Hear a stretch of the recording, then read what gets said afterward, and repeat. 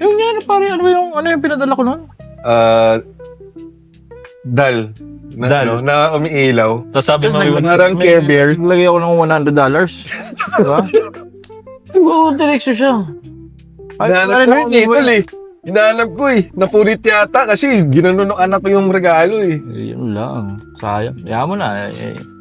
Ganun talaga. isipin mo lang the thought, it's the thought that counts. The backyard truths. The backyard truths. The backyard truths. The backyard truths. Since, Kaya feeling ko, nag-make way siya ng schedule niya last time kasi busy tao yun. Kaya ngayon kung makikita mo, wala talaga siya dito ngayon kasi busy. Sa Malacanang nagtatrabaho yun. Malacanang yun. dancerist, no? Dancerist. Sabay sa nagtuturo sa Malacanang. Sumbarist. Sumbarist. Si Russell, sa Batangas. Ngayon, nasa Batangas. Siya ata. Hindi ko Kasama alam. si Mrs. So, kasama si Mrs. Oh, every talaga. Nandun talaga. siya. Every weekend. Oo. Kasi yung farm, ano ba yung farm nung isis niya? Oo, yung poultry. Ah. Yeah. So malamang ano yun? Malamang, yan hindi mo naman maiwasan yun. Pag may pamilya ka talaga, uunahin mo yun. Wala talaga. Kumbaga parang, ito, tayo, kumbaga, katulad natin, ikaw, nasingit lang natin yung mga oras natin para alam mo yun? Hindi, tsaka, Once a week. ang lapit lang kasi natin. Oo. Dito lang tayo eh. Ano ba yung unting tumbling ka lang? Ako nga, Si Russell din naman. ako lapit-lapit ko na lang dito, pero mo malilate pa ako dahil may anak ako, kailangan ko munang pakainin sa NGT, medyo matagal yun. So, pag may anak ka talaga, minsan maapektuhan yung dati mong nakasanayan na schedule na, andyan tropa, hindi na ngayon hindi na. So, totoo yan. Buti na lang, swerte na lang din kami dahil kahit pa paano may nag-aalaga doon sa dalawa naming anak. So at least kahit pa paano meron kaming kasama. Kaya lang, minsan may oras na talagang yung nagngipin pa. Hindi talaga siya makatulog. Kinuha namin siya, kinuha ng asawa ko. Talagang, siyempre, nakatulog kay Dayan kasi nahanap siguro yung nanay, di ba? Eh, ganun talaga pag may anak na. Ilang magwa-1 ba yun? 8 months pa lang. Malapit na. 8 months no. Malapit na rin. Ilan taon na yung anak mo? Pare. Mag-4 ngayong taon. 4? Oh, 4 years old. 4 na pala yun? Oo. Magfo-4 ngayon taon. Magpo-4 ngayong taon. Parang kailan lang binigyan ko ng laptop sa binyag yun. Yung yan, pare, ano yung pinadala ko nun? Dal. Dal. Na umiilaw. So sabi mo, Parang Care Bear. Naglagay ako ng $100. Diba? Oo, direksyo siya. Hinahanap ko yun, Idol eh. Hinahanap ko eh. Napulit yata kasi ginanon ng anak ko yung regalo eh. Yun lang. Sayang. Kaya mo na. Ganun talaga. isipin mo lang the thought, it's the thought that counts. Yun nga lang napunit. So, gano'ng katagal mo lang di siya nakikita? February 2025. More than a year na. Ay, tagal na rin pala. Tagal na rin, oh. Walang pare, walang Facebook, walang Wala talaga. Hindi ko Hindi, talaga- siya, bata pa siya. Hindi, I mean, wala. Hindi ko talaga makita. I mean, hindi ko talaga nakikita. Simula nung naghiwalay. Instagram, Wala. Viber, WhatsApp. Meron, alam ko, merong Instagram yun, pero naka-block na rin ako. Nasubukan mo na gumamit ng ibang account? Oo, kahit yung sa mga kaibigan ko. Sinubukan ko, wala talaga. Baka iba na Paano naging ano mo niyan? Paano ang adjustment mo niyan, Mike? From being the father na nagre-raise ng bata, tapos, and then all of a sudden, hindi mo na... Wala, syempre, mahirap. Nakakamiss. Given. Malungkot. Alam mo yun. Pero paano ang adjustment mo na? Kasi maraming tao na regardless if you're a father or a mother, tapos mawawala sa poder mo or hindi mo na makakasama yung anak mo for some reason. Paano ang adjustment mo sa ganun? Wala, syempre, binibisi ko na lang yung sarili ko. Baga para hindi ko na lang din masyado mamiss yung anak ko. Baga, gumagawa ako ng paraan para, alam mo yun, kahit hindi ko man maibigay sa anak ko yung mga pangailangan niya. Baga, nag-iipon ako ng sa sarili ko para if ever na dumating yung time na magkita kami or makita ko siya, at least alam mo yun, may handa ako para sa mga ganung bagay. Hindi, tama rin yung ginagawa mo. Parang, at least, kung magkita man kayo o hindi, meron ka. Yeah, who knows, Oo. di ba? You Kumbaga- never know kung anong pwede mangyari down the Oo, road. eh. kumbaga, everyday in my life, pare, nag-drive ako araw-araw. Tapos alam mo yun, talagang pinapagod ko na lang yung sarili ko doon. Well, it's important din naman kasi na you have to keep yourself busy kasi tulad ng sinabi ni Jerome, you never know, mali mo next week for some reason, God's will na magkaroon ng intervention na ito yung anak mo. Yun nga. We never know. So, Hindi maganda talaga, rin yung you wala. can. Pero emotionally, mentally, paano mo prepare yung sarili mo? Wala. Paano ba? Siguro, noong una, oo. Baga, iyak talaga ako eh. Iyak talaga ako noong una. Nung sabi ko, wala na sa akin anak ko. Hindi ko na makita. Alam mo yun, everyday. Nagdadrive ako.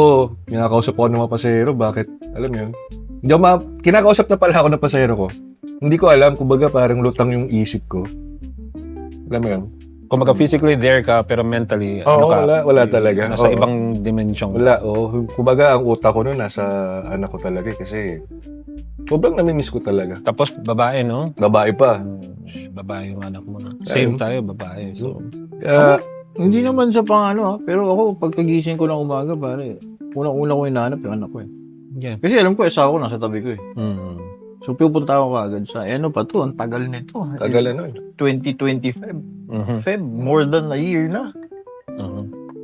Does it ever cross your mind, Mike, na andun kasi yung possibility, and being realistic lang, no? Hindi naman sa parang i-bring down ko yung hopes mo or yung feeling mo na, what if lumaki na yung bata without knowing kung sino yung dad niya, ano nagawa ng dad niya, was he ever there for me, nag-effort ba siya? Do you ever think na baka isipin ng anak niya? Well, ano na yun eh, kumbaga nasa isip ko na yun eh, na talagang hindi na ako makikilala ng anak ko. Pero alam mo yun, kumbaga, kumbaga nasa Diyos na lang yun eh. Kumbaga, siya na lang bahala. Yeah. Or siguro, in time, maisip ng anak ko na sino ba yung tatay ko, na pwede ko bang makilala. Alam mo yun, yun na lang yung inaantay ko sa kanya. I mean, alam mo yun. Sana sana yung ex-partner mo na lang din, mapag-usapan niyo kung paano talaga. Kasi baka mamaya, rin siya eh, syempre, sinusolo niya yung pagiging magulang ngayon eh. Imbis na sana kahit paano, parang, hati kayo. Financial, alam mo yun, tas emotional, tas meron kang oras sa anak mo. Alam mo yun, sana, di ba? Kumbaga, mapag-usapan na lang. Para, I mean, lahat naman ng bagay, kahit nasira mo yun, you can always, or something na hindi Paano ba? ayos. Open naman ako sa pag-uusap na ganyan. Na kung para sa bata na lang talaga. Kumbaga, kung, alam mo yun, kung meron na siyang panibagong partner, okay lang naman sa akin. No? Alam mo naman. that's good. Oh. Wala na sa akin yan. Kumbaga, ang, ano Anak na lang, mo na lang anak ko talaga. na lang. Kumbaga, alam mo yun, Para sa anak mo na para lang. sa anak ko na lang talaga. Tama rin yun. Ganun, sana maayos nyo pa yan kasi, or wala naman kayong ayusin yun para sa bata lang Yun talaga. na, ganun na nga lang talaga. Swerte mo na lang kasi kahit pa paano, meron kang pamangkin dun sa sa inyo. Oo. Ito yung pamangkin. Si Lucho. Si Lucho. Yung bagong Sander. Si long hair? Oo, si long hair. Pogi ng batang yun, grabe.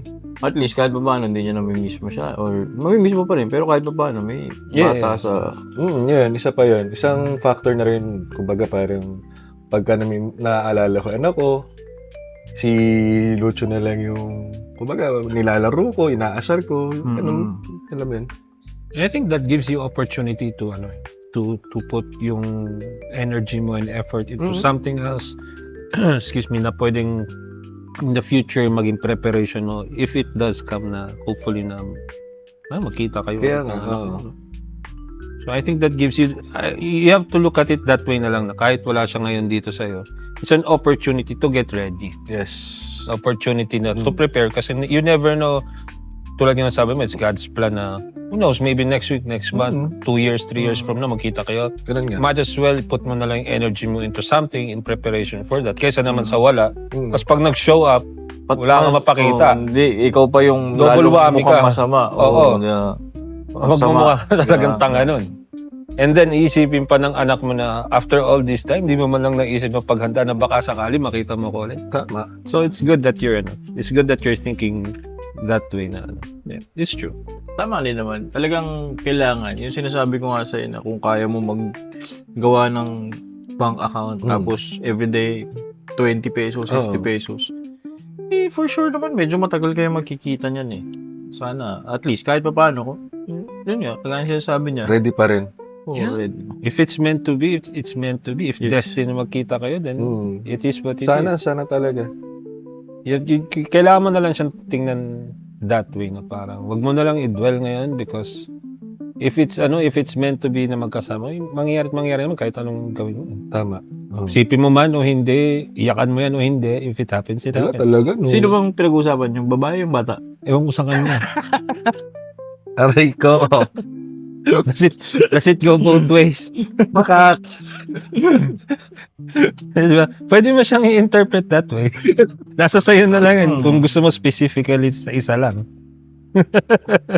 Akala mo, singit mo pa. Loko-loko. Si Raulo.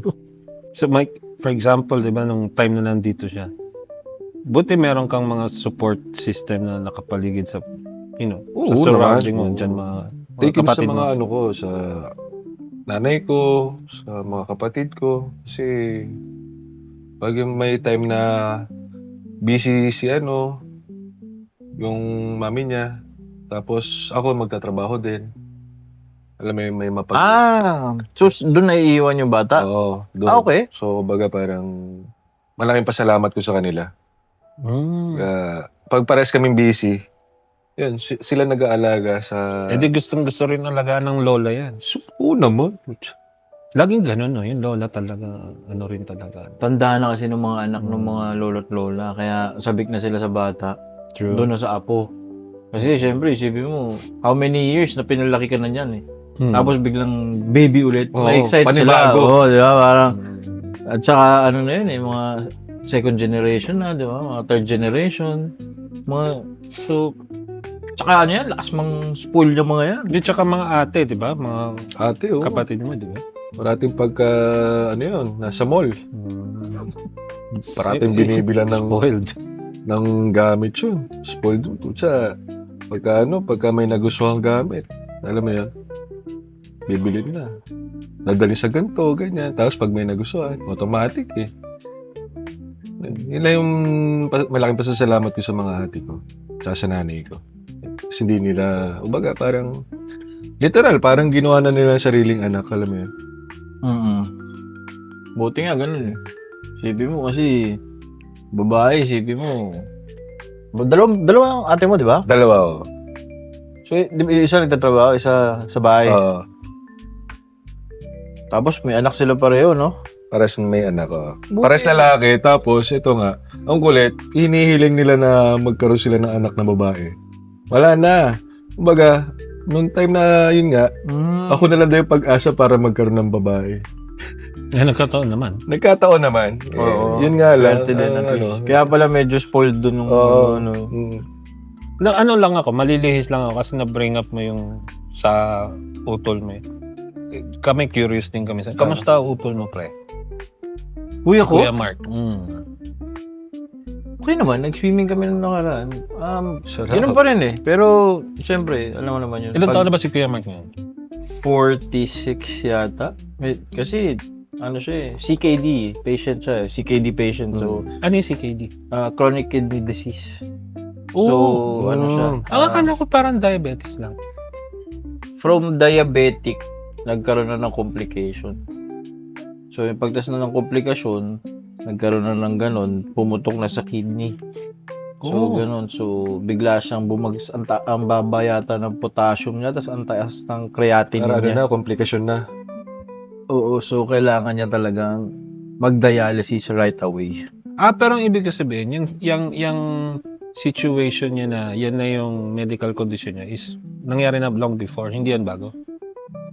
Before mga pandemic. Saan ba siya? Kasi ba, ano oras na ba?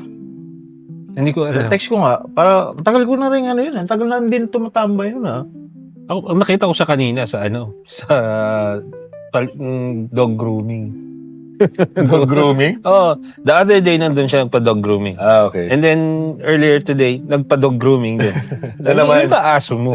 Kasi marami. Ang dami, may bago eh. Tapos Oo. nabalita ko nga sa kanya yung anak ni Kali. Sabi niya, yung anak ni Kali, wala na. Tinext ko. Sabi ko, dito tayo.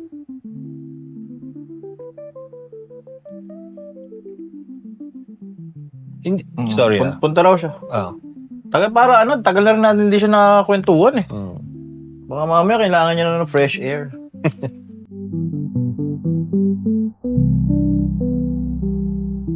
The Backyard Truths. The Backyard Truths.